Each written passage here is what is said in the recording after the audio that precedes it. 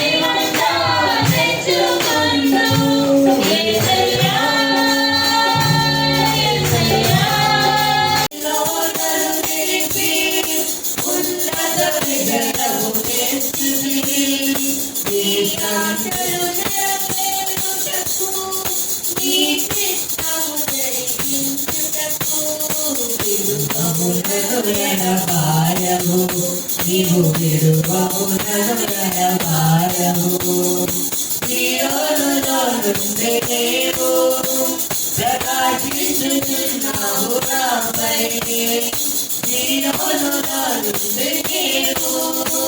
ప్రకాశిస్తున్నావు నాపై చూపకపోతే నేనేమైపోదును నీ కృపయే లేకపోతే నన్ను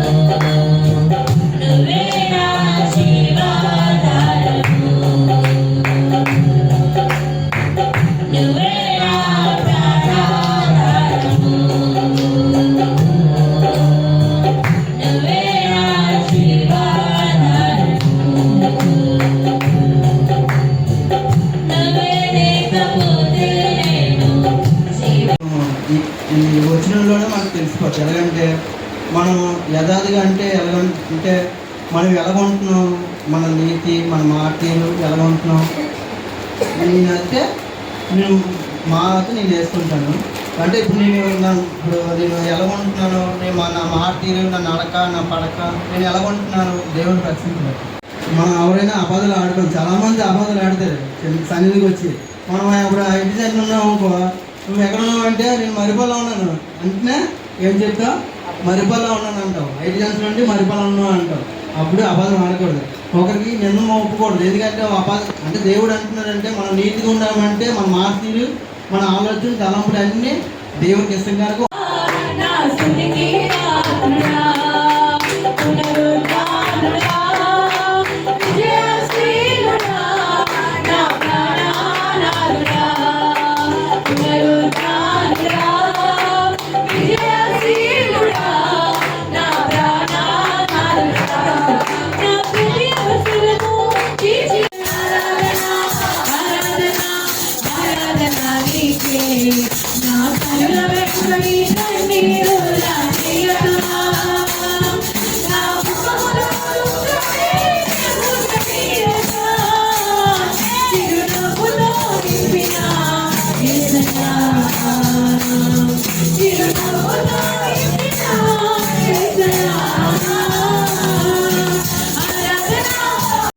దేవుణ్ణి స్తుతించలేము, దేవుని చేరువు కాలేము, దేవుని ఆశీర్వాదానికి కారణం కాదు.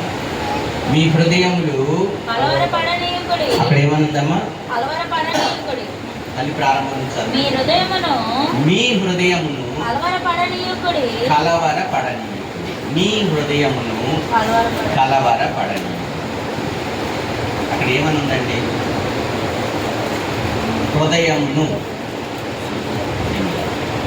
మీ అంటే ఫ్లోరల్. అందరికీ చెప్తూ మర్యాదపూర్వకంగా మళ్ళీ అక్కడ విడగొట్టాడు ఏంటంటే హృదయమును. అక్కడ సింగులర్ ఉపయోగించాడు. అందరితో చెప్తూ రాలేదు. ఏమంటే గాడిదకి పోయినప్పుడు కోపం రాలేదు, పిల్లల వల్ల కోపం రాలేదు. ఏమంటే ఫిలిష్తీయుడైన గొలియాతుని ఓడించినప్పుడు ఏమండి తన మీదకి వచ్చిన ముప్పుని, తన ప్రజల మీదకి వచ్చిన ముప్పుని ఆపినప్పుడు, తన ప్రజల్ని సేవ్ చేసినప్పుడు, రక్షించినప్పుడు, శత్రువుల చేతి నుంచి విడిపించినప్పుడు, గొలియాతు చేతి నుంచి విడిపించినప్పుడు మనోడికి కోపం వచ్చిందట. చూడండి, ఇదేందండి మంచి పని చేస్తే కోపం ఏంటండి? బొంపలు కొల్లేరు చేసి తేజోమయుడు మృత్యుంజయుడు చల్లని దేవుడు, జ్యోతిర్మయుడు జీవనదాత చల్లని దేవుడు. తేజోమయుడు మృత్యుంజయుడు చల్లని దేవుడు, జ్యోతిర్మయుడు జీవనదాత చల్లని దేవుడు. కూడి వచ్చిన మనకు తనను ప్రేమించిన సకల పరిశుద్ధులకు సదాకాలము తోడై ఉండి నడిపించును గాక. ఆమేన్. యేసు రక్తమే ప్రవేశ రక్తం సంపూర్ణ విజయం కలుగును గాక. ఆమేన్.